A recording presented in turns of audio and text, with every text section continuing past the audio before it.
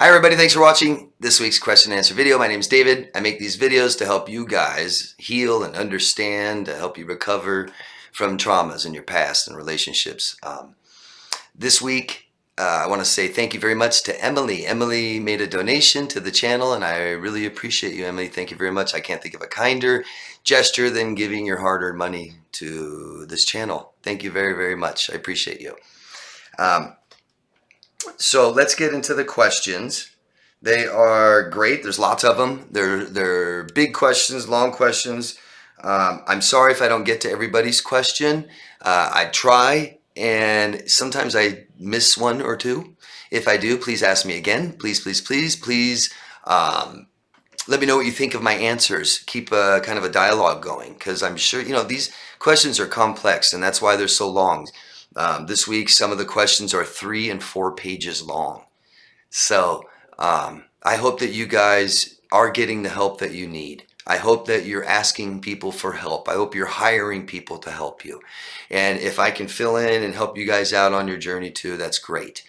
But like I said, if I miss any, please let me know. Please tell me. Please ask again. I'm sorry. And let me know what you think of my answers, and keep asking more questions about your question. All right, so first one's from Sergeant Muffin Badger. I can't remember where you're from. If you guys can just tell us your locations, that would be wonderful. Let us know where you guys are. Drop in, say hi from Europe. Things like that, okay? All right, Sergeant Muffin Badger. What's wild is I have service-related trauma. And this is about the same level of emotional pain and recovery as those things. It was like someone reached deep into my mind and ripped out every ounce of essence that I value. It's just wild that they feel nothing after it's all said and done. It's just inhumane. We are over here emotionally suffering and in pain while they run off and seek the next thing that will give them instant gratification. And that is a hard, hard pill to swallow, isn't it? It's hard to understand how someone says they love you and then they hurt you so badly, and then it seems like they just run off and everything's great, and it's not. If that helps you feel better. Anybody who abuses people and mistreats people, it's because they're hurting inside. They're doing badly. They're feeling badly. They don't know how to manage it. They don't know how to fix it. They're lashing out at other people and hurting them and running away from their problems and going to try and find new victims. And their life is a total mess. And I feel sorry for them. I feel way more sorry and more compassion for the people around them and the lives that they destroy. Try to understand there's also an element of self-righteousness where we have to right this wrong, and really the wrong is against us. And so fix us, fix what hurt us and make us feel better, okay? And try not to worry too much about the rest of the world. A lot of this is about child neglect and that we weren't really prepared to protect ourselves and stuff like this. And so a lot of people out there can, and that's why they don't suffer from this. So learn how to protect yourself and recover from all the hurt and pain you experience. And I'm sorry. I'm very sorry. One thing I wanted to tell you, new studies are showing that people that are getting PTSD in adulthood, in the service, they're finding out new studies that soldiers that get PTSD in war and in service, we're finding out that they were neglected and abused as children. That this trauma, that they're more, this exposure to trauma in their adulthood is bringing up the traumas of their childhood. And that PTSD diagnosed in your 20s while you're at war, something like this, it may have started in your childhood. For instance, you could have 3 people in a foxhole and the middle guy gets shot. And typically the guy that didn't have any trauma in his childhood makes it out better than the guy who did have trauma in his childhood who gets PTSD. Okay, just new studies. I just wanted you to know that. Thanks for your comment. Let us know where you are. I can't remember. I'm sorry. And this comment is from Jacqueline, who has a great last name. Maybe I'm related to her, Jacqueline DeMars. I love the way you lay things out. You have inspired me to start a career in therapy. Much love. Oh, awesome. Yay. Yay. That's something that I like to see my work do. Get people to help others. Thank you, Miss DeMars. Heather from Ontario. Hi, Heather. I listen to every video. I follow you wherever you go. I will follow you wherever you go. Like and share. You are the reason that I am who I am today. It wasn't easy, but your help shaped my decisions for my healing. Awesome, Heather. Thank you so much. And take the credit yourself, because it's not me who did it. It's you. You did it. Okay, Heather. Congratulations. Keep doing what works. Thank you. Oh, and it says here, you also really helped my daughter with your personal counseling. Awesome. Thank you for telling me, Heather. Awesome. I hope your daughter's doing well. Carissa, I don't know where you're from. I don't see it anywhere. Let us know where you're from if you can, Krista. Thanks.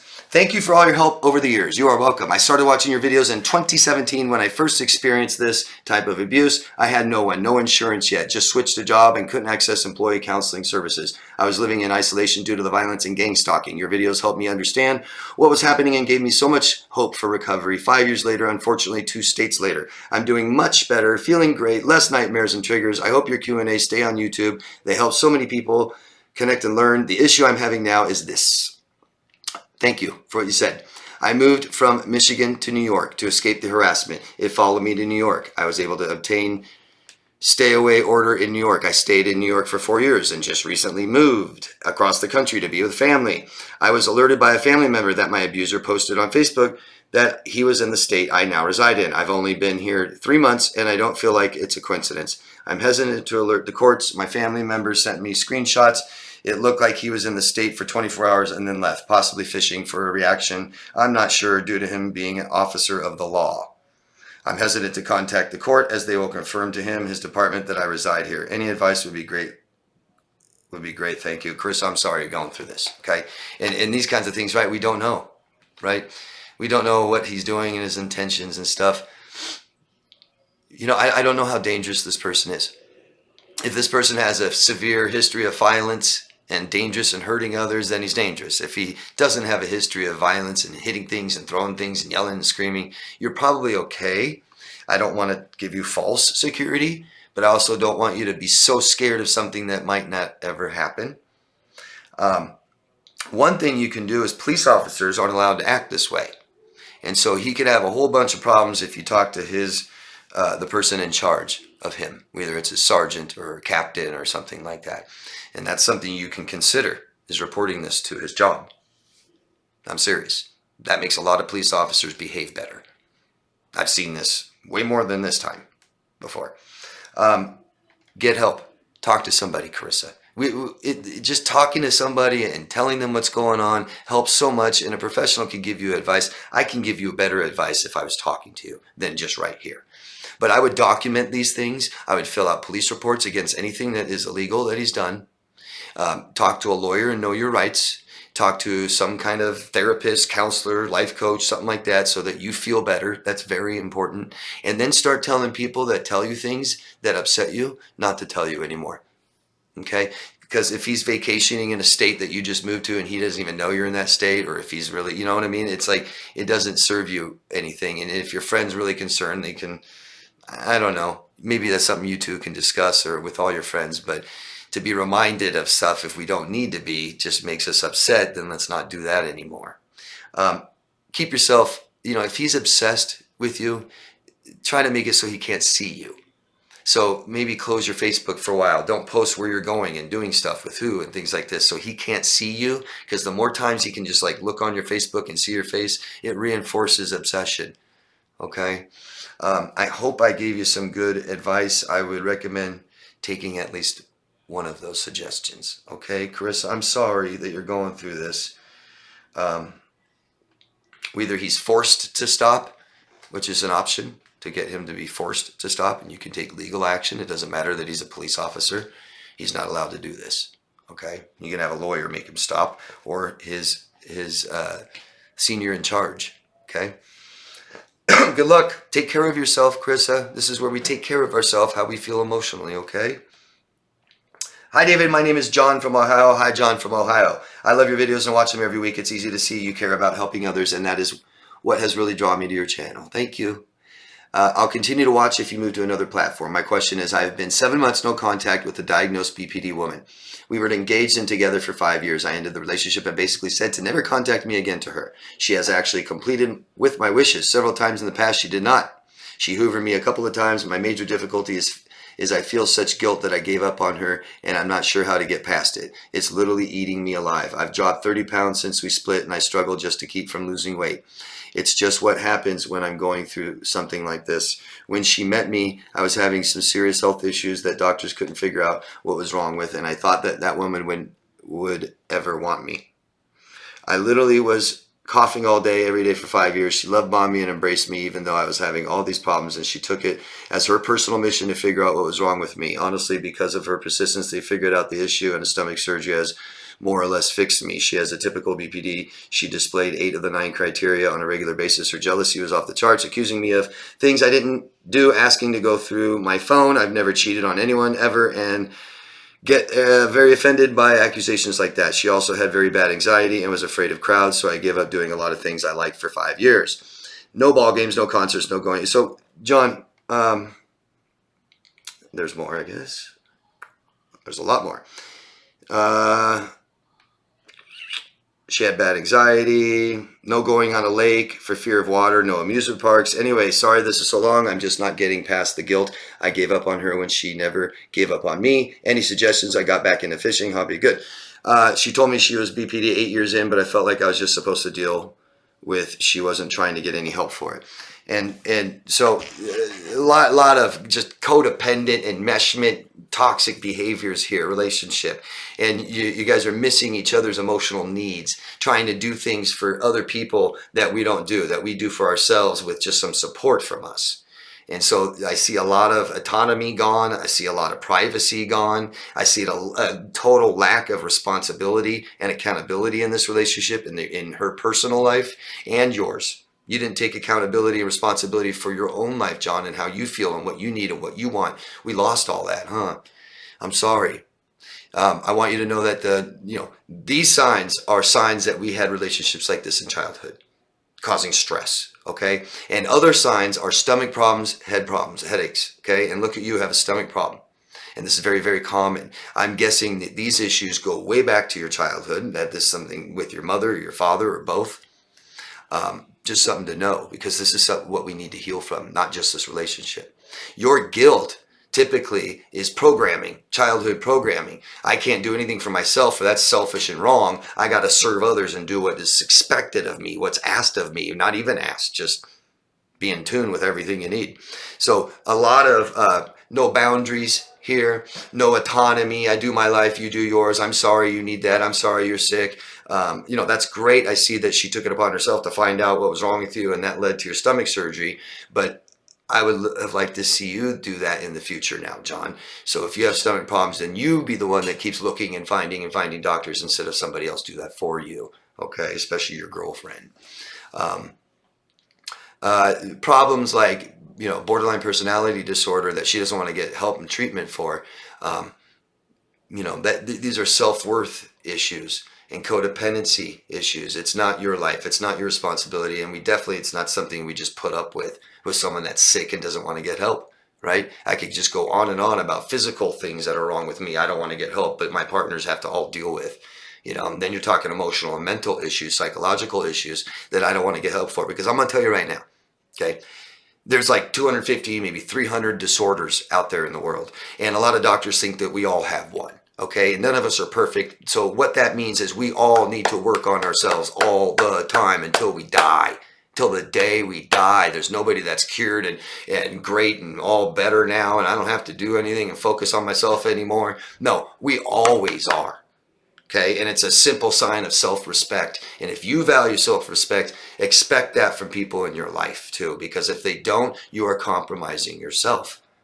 Okay, so these kinds of issues, borderline personality disorder, untreated, not any help at all, is going to cause major issues for the people around them, in total failed relationships, okay? And so sometimes we can't date. Sometimes, I'm sorry, but because you won't get help for your psychological issues, or because your psychological issues are too much for me to handle and deal with, we can't be together. So John, I don't know, I'm sorry that you feel guilty for abandoning her or not supporting her, but if you start to understand what healthy relationships consist of, what our true self-awareness is, who we actually are, you'll see that this wasn't going anywhere, John, and that you weren't in control of her or the relationship, and maybe not even yourself. Guilt goes away in time. Guilt goes away by doing the time for the punishment, apologizing, having friends, John. Having friends helps us alleviate guilt. things we feel guilty for. But really understanding where this comes from can help you a lot, John. So you can start being more aware of yourself, more aware of how you feel, and more aware of what you want, to not feel guilty about doing things that are right and healthy for myself. Okay? And this is where counseling comes into play. We all need help, John. What you're going through, it sounds like a stress disorder. It sounds like you've had lots of trauma in your life, okay? And we're going to keep having problems until we heal. And that's something that everybody can do, guys. Everyone, I don't care who you are, everyone can heal. You can heal from your pain. You can heal from your traumas. You can heal from your bad negative experiences. Everyone, okay? And so we want our loved ones to do that. And if they fail to do that, it's going to cause problems for us, and it's going to feel bad. We're not going to get what we need or want, and we're going to compromise our values. I value self-respect, so I need to always try to respect myself. And if I want people in my life, they got to respect themselves, or I got to say I don't value self-respect, right? It's just like I value honesty. People in my life can't lie. If they lie, I can't have you in my life if you don't value honesty. It just doesn't work. And I have enough self-respect and self-worth to do that, to make decisions like that. And I hope you do too, John, okay? We do it by making the correct decisions. And, you know, everything you gave up and lost, I'm glad you're getting it back now. That is yourself, John. And we kind of compromise and lose ourselves. Here's our emotional needs that we don't get, that are neglected. Here's what we want that we don't get in these relationships. Here's our emotions that feel awful and don't feel better. And then here's our values like honesty, self-respect, respect for others, acceptance, all these kinds of things that we can't have when we have somebody else in our life that doesn't value these things. Last thing is your opinion. If somebody doesn't care who you are, is controlling, doesn't listen to you, cuts you off, and talks about themselves all the time, they don't care about that either. I'm sorry, John. I really am. I hope I answered your question. Please let me know. Connie from North Carolina. Hi, Connie. Thank you for your helpful videos. And my experience with dating sites was beyond disappointing. I was even mildly harassed by a former coworker. Your advice about dating sites is spot on. Thank you, Connie. I'm thinking about making a video this week. It might be the next video that comes out, like Wednesday, something like that. And I posted a video in the community page yesterday, Sunday. This video, it's really sad. You can go see it on the community page. This video is made by a victim of a nasty, nasty sociopathic bullying, cyber stalking attack for a few years now. What's interesting is it's the same person that's been doing it to me for 6 years. So his video exposes this person doing it. If you guys are interested, because I get asked all the time, who is this person? Who is this person? I'm not going to say their name. I'm not going to say their channel. But you can go see their video and what they do to other people, what they've been doing to me for 6 years if you want. And this video is based on how dangerous online predators are. And I'm telling you, if you guys are going on dating sites and stuff like this, you don't know. You don't know how dangerous it is. You don't. Because if you're doing it, then you either don't feel danger, you don't care, or you don't know. Okay? One of the three, or two or three. Thanks, Connie, for your message. Stay off dating sites. Go meet people organically and normally. Nadia from Sweden here again. Hi, Nadia. Okay. Yesterday I had a total breakdown with intense anxiety. I thought I was going insane, losing my mind. I don't know what triggered it. Ever since I came back to my boyfriend from visiting my mother, I have been feeling depersonalization and derealization.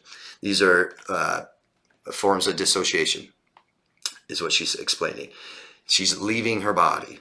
Ever since I came back to my boyfriend from visiting my mother, I've been feeling depersonalization. And yesterday it just blew up on me and I had a huge anxiety attack. I'm sorry.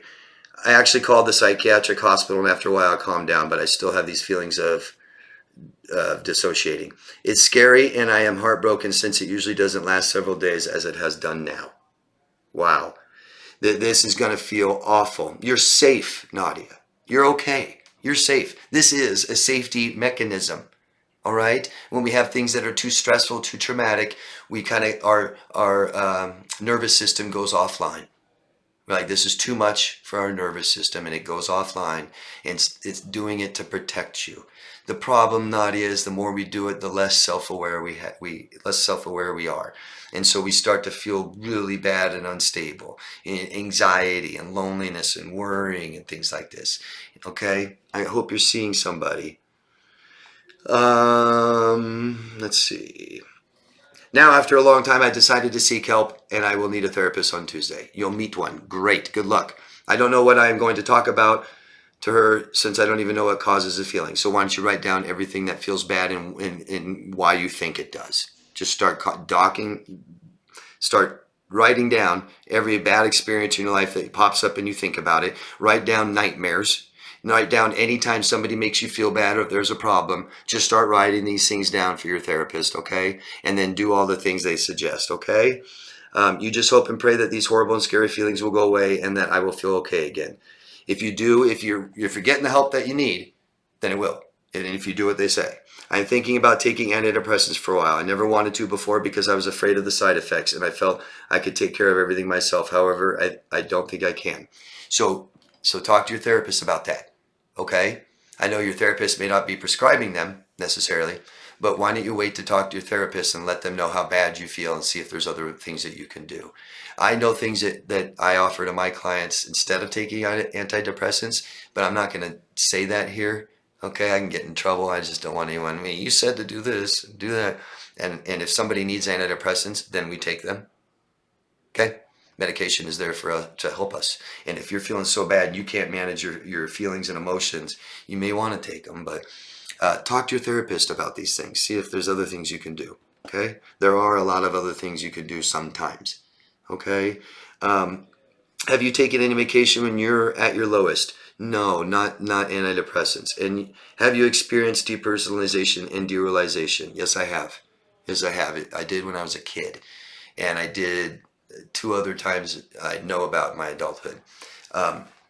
We have all done it. We've all done it to some degree in our life, especially the guys, all of you guys watching these videos. And like I said, again, you're safe, but we don't want to do this. They kind of measure it about how much you're doing it during the day. And there's some people on the extreme that have like multiple personality disorder, which now is dissociative identity disorder. And that is somebody that might be doing it 80, 90 to 100% of the day. Okay. And it just feels awful. And we're not really in reality at a certain point, and we can't protect ourselves. Best example I have is a woman, or let's say a female child, because women who are, I can't even say these words anymore.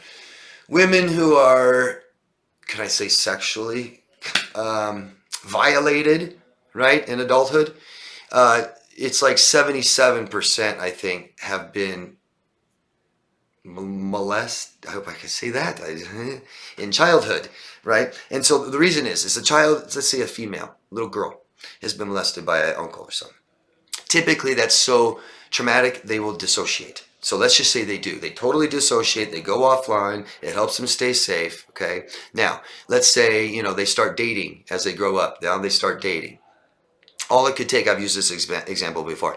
All it could take is maybe a man and her on a date. She's in the passenger seat of his car and he's dropping her off or something, or they're driving around the car, and maybe she dissociates so badly, so quickly about things. He goes and puts his hand on her leg and she dissociates. And she doesn't like it. She feels scared already. She's so, upset and traumatized by her past experiences, has not healed. The chemicals rush in right away. It's like she's experiencing it then, the same thing, same time. And so she dissociates. She can't protect herself. And this is a thing. This happens often, where the female dissociating just allows a man to have sex with her, right? But she comes out of it and says, that wasn't me. You took advantage of me. And accuses him of, what.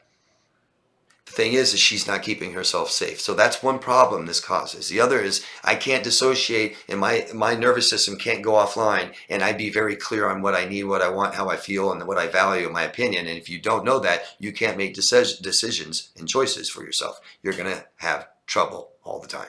Okay. And so we need to work with somebody so that we can feel comfortable, start dealing with and managing our life safely and feel safe and in control. Okay. And it's possible. I'm sure you will get a lot better with the help that you need. Good luck. I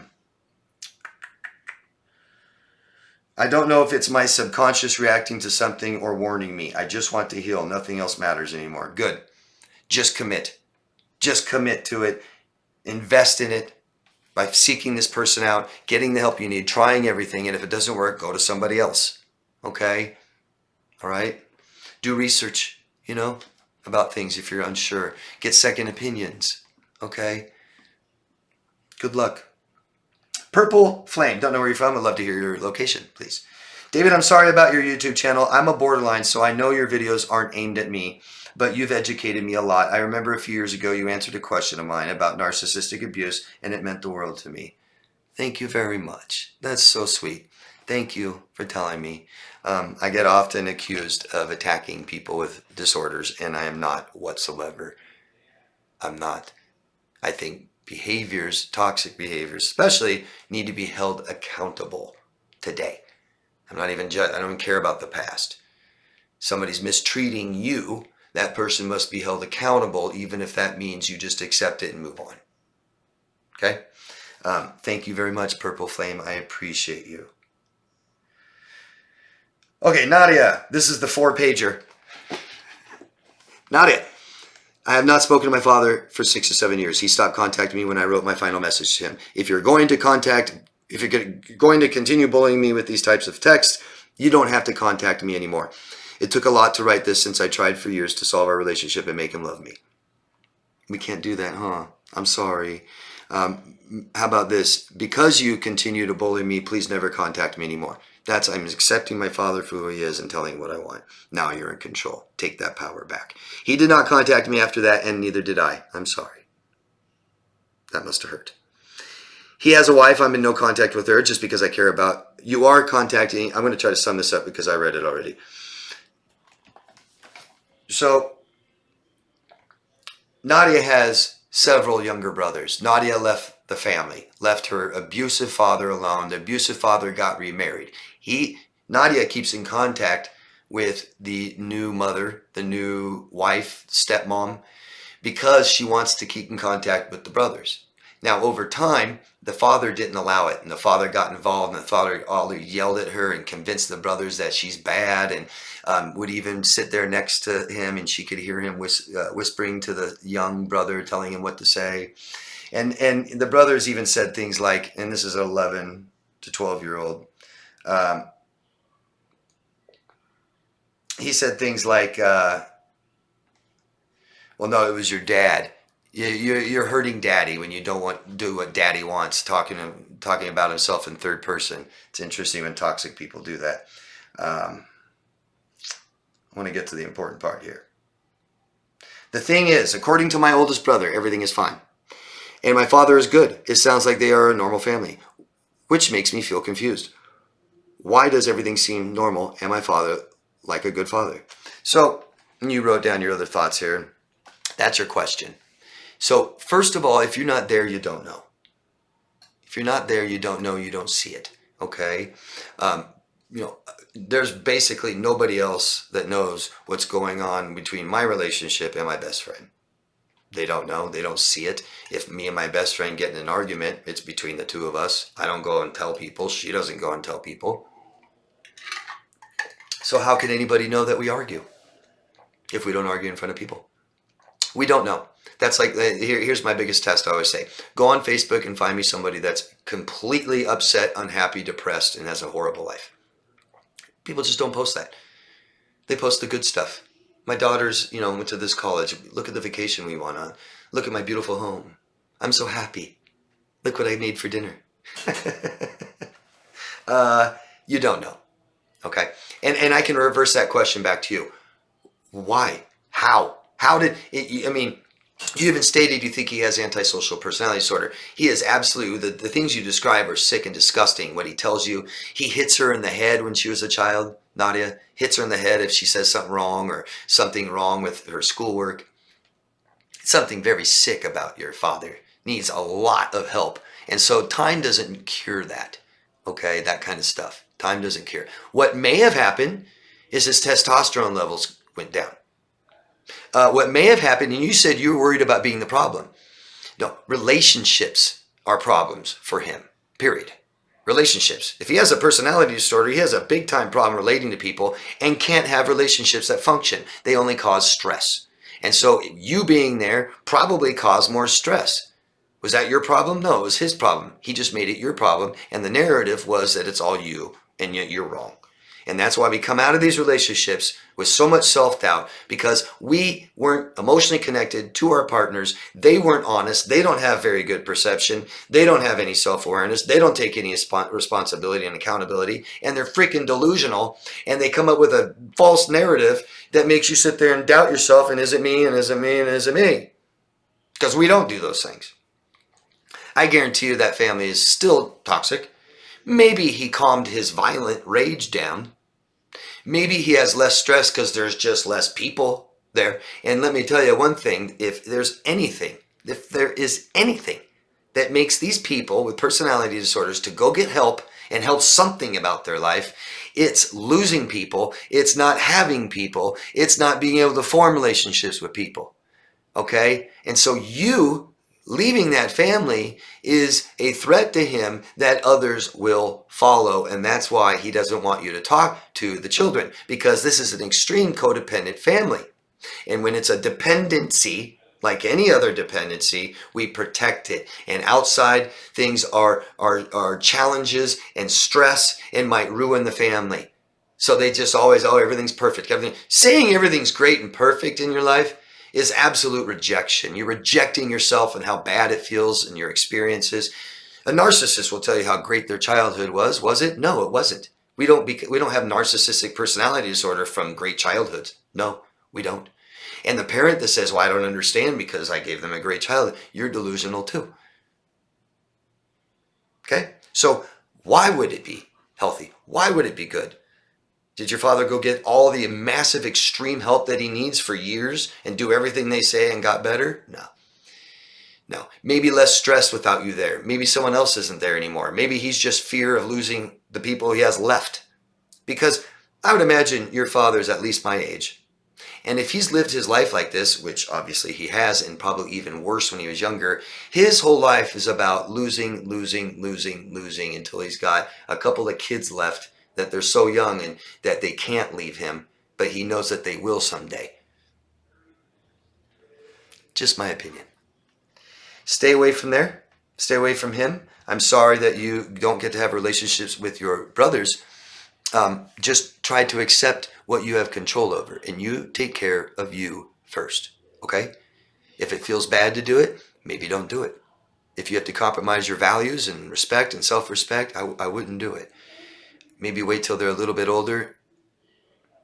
Just go by you. Go by with how you feel, what you need, what you want, and what you value. Okay? Just please take care of yourself first. Okay? Thank you. Rory from Ohio. Hi, Rory. At least this week. Oh, I'm in Ohio. At least this week. LOL. I've heard you mention several times in your videos about emotional privacy. I think I stepped over the line on this with my husband, taking computer classes, so I could see what he was hiding, searching for evidence, snooping. He never had a cell phone, so never had to look on a cell phone. I should have quit at the first time I found anything, but it was like an obsession, seek and find, missions. When I finally quit, it was like a weight was lifted off of me. He never quit, and he was doing so. Why bother? So much of time wasted on searches that I already knew the answers to. I feel also I was guilty of sharing too much personal stuff, even though it was with those that I trust. I just think it was an awkward position to be put in, and it's awful, and I'm really sorry, Rory. I'm really, really sorry. That's sad. And the problem is emotional. The problem is how you felt before you ever looked, Rory. Okay? And you're being emotionally neglected. And so if you just look at a few emotional needs, emotional security is what you didn't have, and it's what you wanted, and it's what you were seeking, and it's what you have the right to have in a relationship. Okay? Emotional security, be reassured he's there for you, not cheating on you, things like this. And we do this by communicating. And if you communicated and just came right up front with it, I feel insecure, instead of you're cheating, I need to find it. No, you may not be cheating.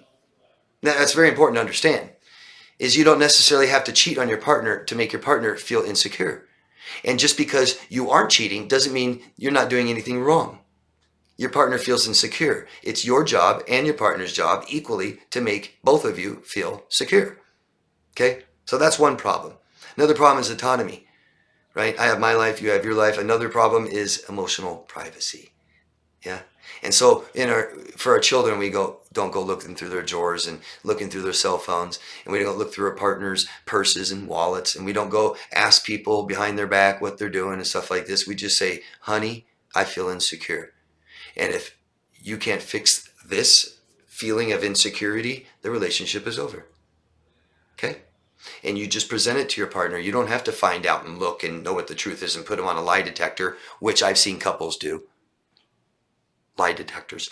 I saw, and I've said this before, I saw a relationship expert. Anytime you hear that word expert, please don't ever call me one.